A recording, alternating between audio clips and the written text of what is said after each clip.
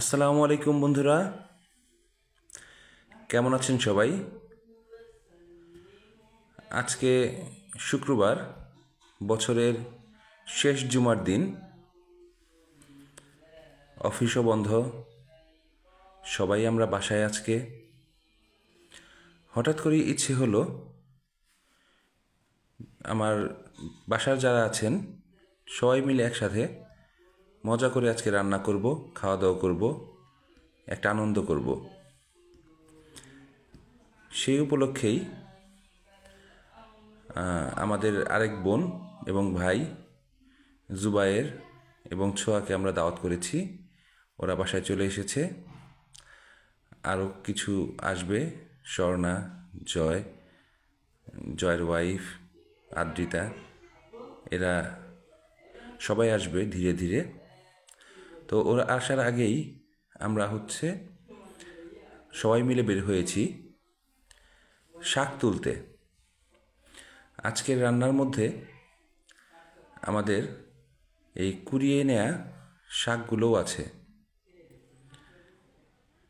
তো সবাই মিলে শাক তোলার যে একটা আনন্দ গ্রামীণ প্রাকৃতিক পরিবেশে, এটা কিন্তু আসলে আমরা যান্ত্রিক শহরে চাইলেও পারি না। গ্রামেও এখন হয় না, কারণ গ্রামগুলো আর গ্রামের মতন নেই। প্রত্যেকটা গ্রামেই শহরের ছোঁয়া লেগে গেছে। তো যাই হোক, আজকে আমরা সবাই মিলে একসাথে শাক তুলেছি, সেগুলো রান্না হবে।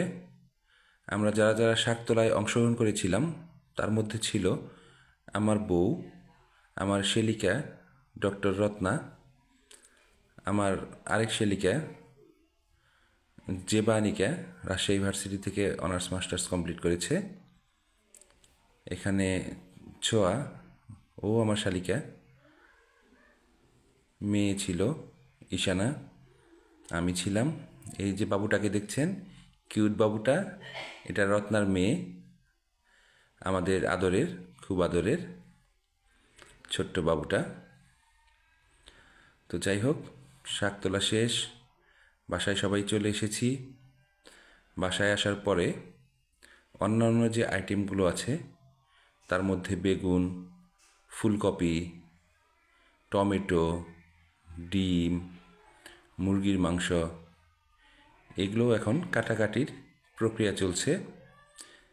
এগুলো কাটাকাটি শেষে আমরা রান্নার আয়োজন করব, তারপর সবাই মিলে একসাথে খাওয়া দাওয়া করব ইনশাল্লাহ। আসসালামু আলাইকুম।